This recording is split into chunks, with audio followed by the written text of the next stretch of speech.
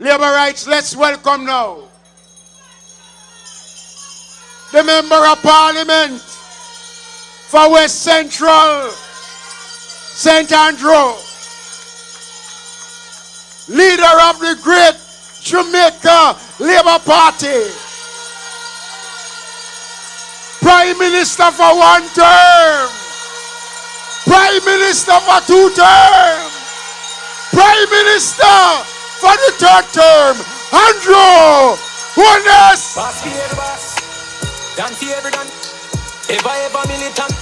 So are labor rights.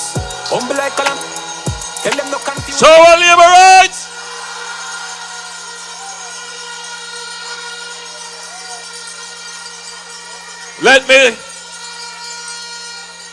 Let me greet my colleagues on the platform. And I want to make special commendations to Area Council 1. They have been very organized and they have worked very hard. And I commend them. But I especially want to commend a very hard-working lady. Someone who I've known all my life. Someone who, aside from family, she loves the people.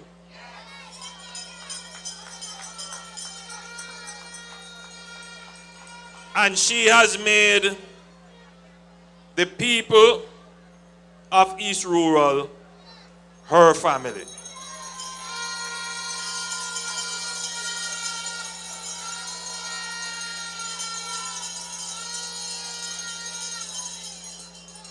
And I have observed her over these many years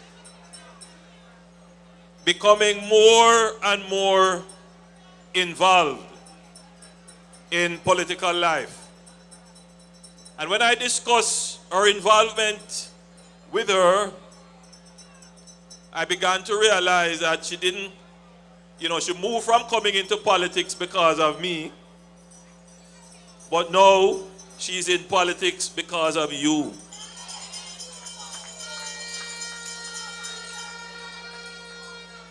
Because all she talk about now is you.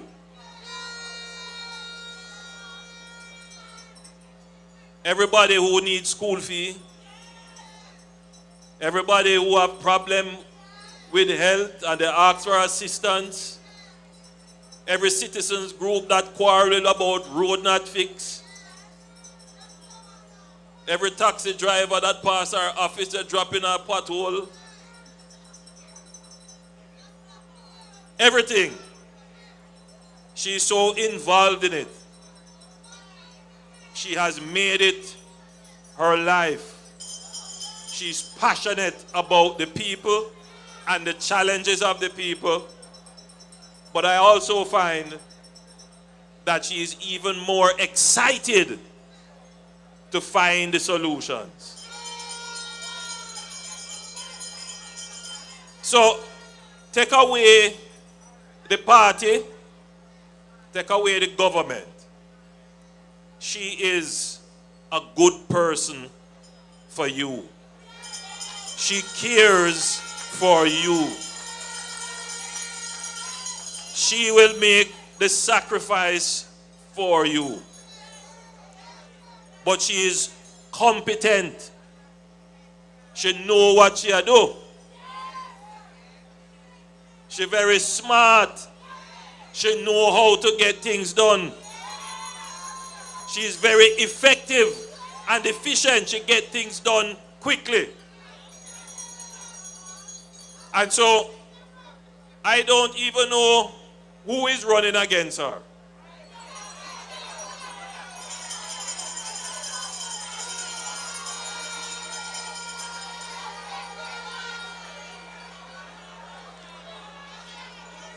But it really doesn't matter. because she has distinguished herself by her service, by her works.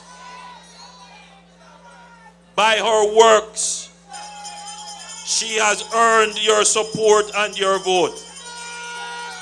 And by the response that I have seen here in your attendance and attention, it is clear to me that you are rewarding her with your support and her vote.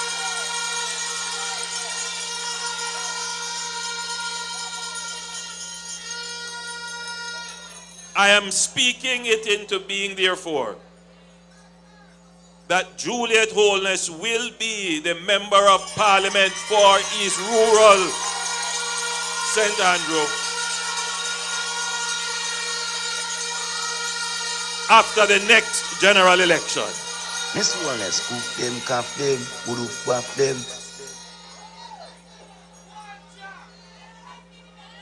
The Jamaica Labour Party took over Jamaica at a very precarious time in its history. The country was teetering on the edge. Many problems. Aside from the economic problems, the country faced a government problem. A government that couldn't ensure that a simple thing like motorists getting proper fuel for their car, proper gas for their car. You remember? Bad gas. You remember that? That was a government failure.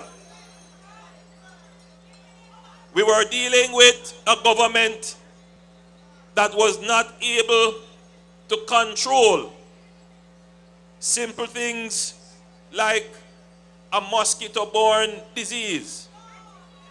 Yes, we have dengue, and sometimes you have an outbreak, we jump on it and get in control. The Minister of Health is here.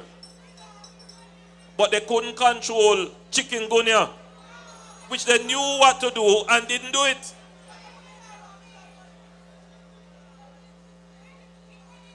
They couldn't provide our hospitals with the resources to ensure that our babies would survive. And we had a problem called the dead baby scandals. You remember that? Government problem. And all they try to do is to recreate those scandals of their government. Recreate them artificially and falsely. But the people already know that when the PNP form the government, we end up with a bad government. Bad government. So, if you look at the PNP government between 2011 and 2015, and you look at all their failures, they had failures with electricity. They had failures with the bad gas. They had failures with a thing they call JEEP. How many of you remember JEEP? So they're going to provide employment to people. It is not so long ago that these things have happened, and people still remember them. When we took over, we made a commitment that we are going to give the people good government.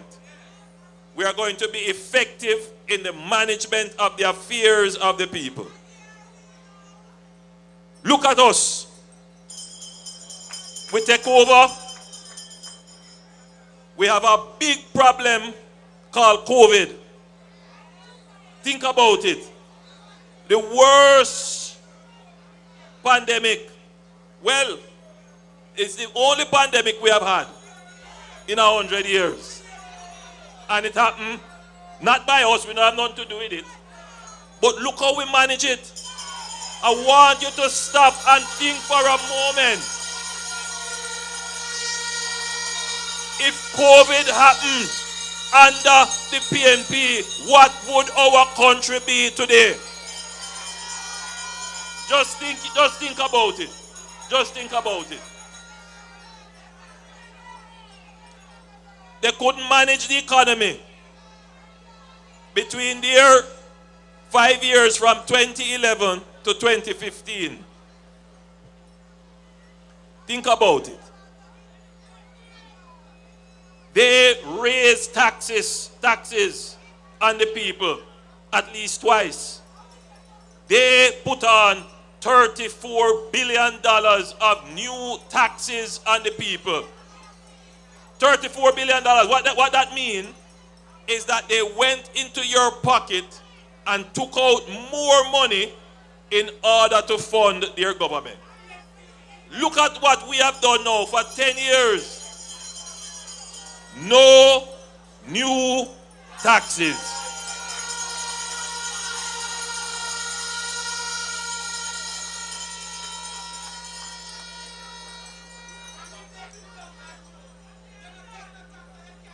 Beryl hit us, and we were able to, out of our own resources, recover from Beryl. We never had to borrow. 14,000 Jamaicans got assistance for recovery from Beryl from our own resources, and we were able to do that within 2 weeks after the event. Can you imagine if Beryl occurred under the PNP? Thank God, not like that never happened. So I want to make the point to you quick and fast. You have a better government that knows how to manage government and run your affairs. You can have confidence and faith in this government. The PNP is a risk. It is an uncertainty. You're taking a chance. We have given you stability. No question about that. Dollar stable. Inflation stable. Unemployment come down. Tax, you don't have to worry about that. Look now on security. If you look at when crime start to rise in Jamaica, past 1,000 murders under the PNP. We are the ones that are working now to bring murders sub 1,000 at the end of the year. We are the ones that has made the greatest reduction in murders and crime in Jamaica. A problem which many thought could never be solved, but we solving it.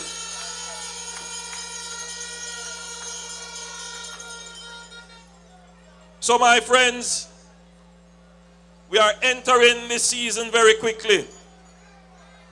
The season of decision. The season when you have to choose. And we are not going to close our eyes and say, eeny, meeny, miny, mo. No. That's not how we do it. The PNP want you to close your eyes and listen to their lies. No. No. What we are going to do is to examine the track record. And when we put to you our performance, which we have documented in a nice little book.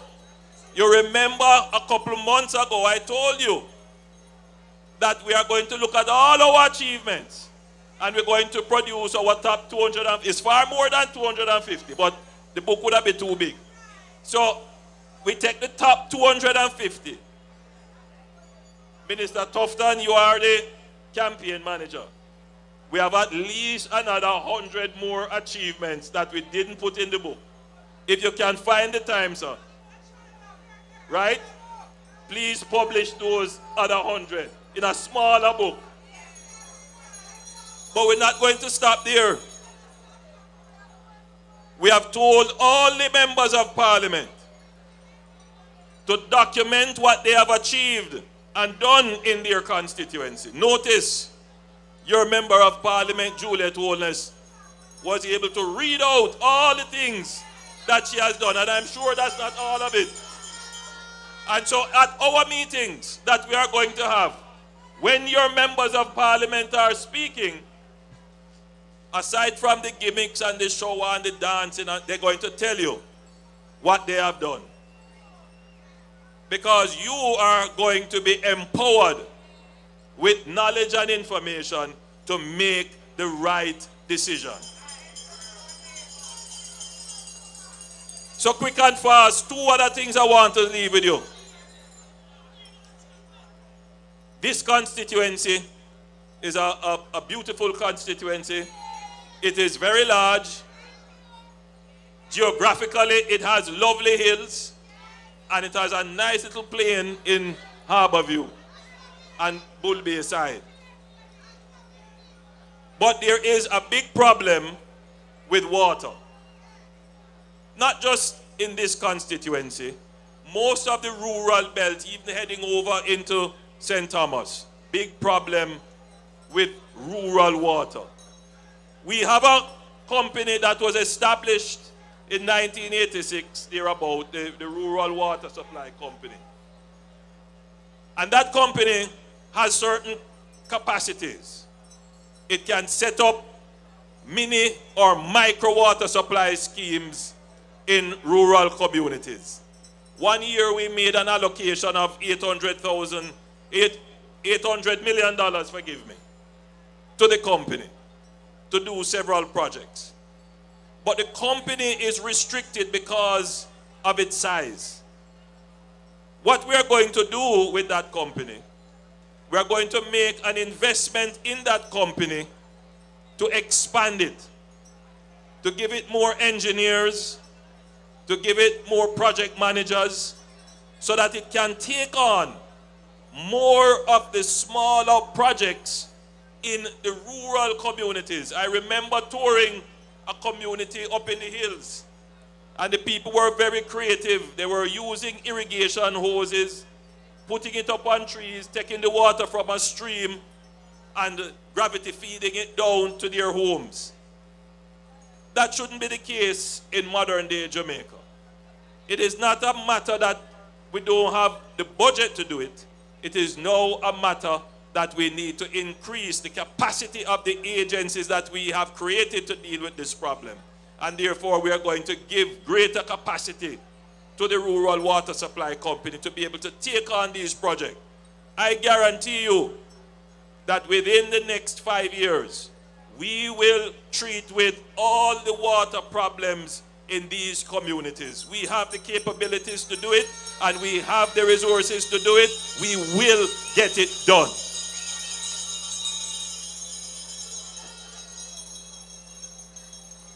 Finally, in 2011, the PNP made a promise that they will take GCT off electricity. They didn't fulfill that promise. We made a commitment that we are going to address the issues that you face with electricity, which is probably one of the most significant costs that households face in their consumption basket, the cost of electricity.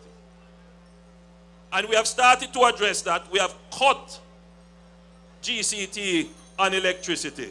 We move it from 15% to 7%. That's a significant cut. So when you look at your electricity bill, you start to see the reduction. But for persons who now don't have electricity, or who have electricity through other means, and you know what I mean when I say through other means, it is a problem that we have to address, because everybody who is getting their electricity informally, I am certain that if they were given an affordable option, they would go with the formal and regular and legal means. We have to change how our government operates to ensure that our people can follow the law in getting the basic things that they need to survive. And that is why we have a program that is going to help every household that needs assistance with household wiring, because you can't get formal electricity if your house don't properly wire. And so we have started that program now to help households through the Jamaica Social Investment Fund, JSIF, and rural electrification. Second thing is that some people would prefer an option to be able to pre-purchase electricity, like how you buy a food card, so that they can manage their electricity consumption instead of at the end of the month a bill come that they never even figure out that they would have that cost coming on them. And then before you know it, they can't pay it and the light cut off. And so what we are going to do is expand the prepaid electricity program to allow those households who would want to be able to get their electricity by prepaying it. These are just some of the initiatives that your government is putting in place to make life more affordable for you.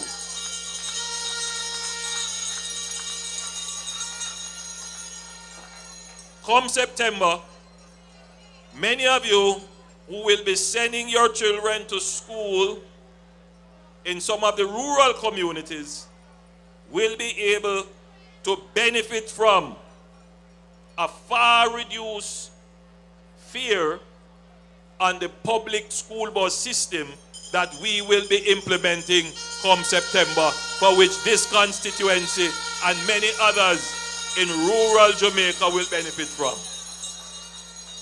We have to give Minister Darrell Vaz some credit, because he took the first step and brought in 2 of the buses and tested them in his constituency and his wife's constituency. So we have some data as to how those buses perform. But you know, the value of what we're going to get from those buses is far more than the savings that you are going to get in your pocket. A large part of the deterioration in our social values and in the behavior of our children is how they are treated on public transportation. It is what they are exposed to in public transportation. So even if there were a slightly increased cost relative to any other solution, I would prefer this solution, because it would mean that once and for all we can ensure that our children are transported from their home to school and from school back to home in an environment that is conducive for good and proper behavior that will improve generally our society. So my friends, these are just some of the things that we are doing. Whenever I come to the platform, I am tempted to go through all the things. But I am reminded that you have been here for a while.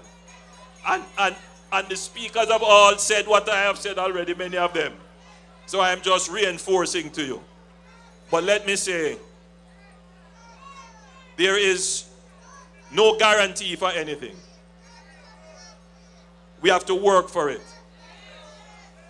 The story of my life is that I have never been given anything free. I've had to work for anything that I have had. I have said it before and I will say it again. I don't know what a gold spoon looks like. It has never been in my mouth. I have no inheritance or any endowment or any trust fund anywhere. Whatever I have worked hard and honestly for it. I have never gained wealth by exploiting the people. No. And I want to say to you that my ethic is that I believe in working for what I have. By the sweat of my brow, I shall eat bread. And that is the ethic of the Jamaica Labour Party. We work for what we have. And in the same way, we are working for the third term. We are not believing and acting as if we are entitled to a third term. There is no entitlement. Some people behave like they own Jamaica. It's just a matter that time come for them. It's not a matter that they work for it. It's not a matter that they deserve it. It's not a meritocracy. It's just that time, the effluxion of time. It's just so. But we have never, I certainly have never behaved entitled in Jamaica. A part of the challenge that I face is that I represent a disruption, a real disruption for those persons who believe that they have an entitlement to Jamaica. You see, I don't have any Topanaris in me.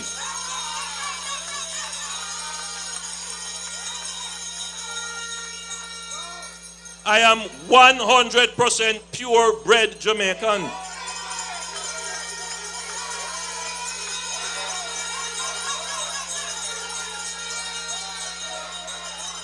The struggles that you went through, I went through.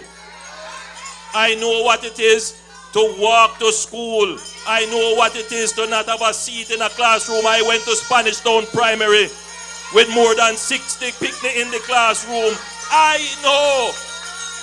And it is because I've had those experiences why I believe that I have been able to direct the development of policy that has made Jamaica from what has been considered as a basket case to now being considered as the case study for a country to transform itself without mineral resources, without dictatorship, without external and foreign aid. We, together as a people, will transform our country. I wish no man, one thing with me, when I go to my bed, I don't worry about things. My heart is clean. I have never wished harm on anyone. I have never spoken ill of anyone, and I can say I have never spread a rumor on anyone. And I don't tell lies on people.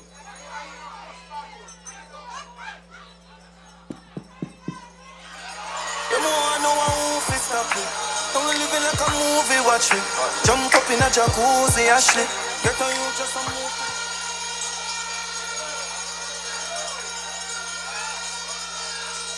So,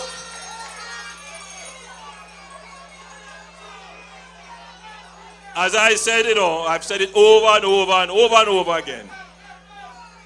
There is a battle for the minds of the people of Jamaica. There are some people whose mind is already set. And I use the analogy that they support a football team. I am a Liverpool fan, and Desmond is a Manchester United fan. That not going to change. If Liverpool are lose, me a Liverpool fan. And if Manchester United are lose, Desmond is a Manchester United. It just not going to change. And so you have some people in Jamaica like that. I keep saying, however, that the consequences of supporting a bad government is far more dangerous to you than the consequences of supporting a bad football team. So to those who treat their politics like how they treat football, I would encourage them to start looking at performance and make rational decisions. And that is why we have put out now our achievements book, so that you can make rational decisions. The book, people look at it and say, oh, it's a PR stunt. No, think deeply about what that book is. That book is the expression of the Jamaica Labour Party's respect for you. We respect you. We know that you will take up that book of performance and you will read it and you will make your own logical conclusions as to who is best to run this country. That's what it is. It is our symbol of respect that for the first time in the history of Jamaica, a political party can turn over to you its prospectus of performance for you to decide and not to play upon emotions, but to focus your mind on performance. So Labourites, the time is drawing near. My Jamaican family, the time is drawing near.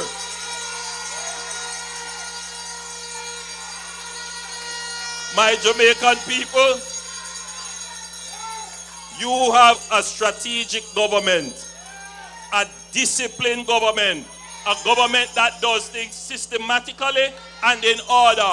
We don't believe in chaka chaka, and we never, ever, ever, ever look chaka chaka. When I put my hand out to you to shake it, you don't have to think twice. You can take my hand. You know that we are clean-hearted and clean hands. We don't believe in chaka chaka.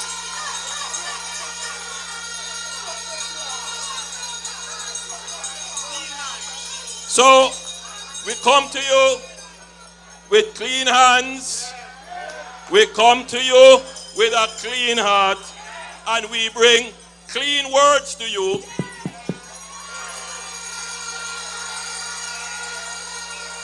And we give you knowledge and information on which you can make a decision. So the time, my friends, is drawing near. We have taken the time to make the calling and election sure. We're not leaving any stone unturned. We're not leaving any voter unconnected or unattended. And it means that all of you who have come here, you have that duty to connect with your neighbor, connect with your co-worker, connect with your friend, and let them know that Jamaica is on the path. Jamaica is rising. Jamaica is growing. Jamaica is changing. Jamaica is transforming. Prosperity is the direction, and we will achieve our goals. Labourites, I love you. God bless you. My Jamaican family, God bless you.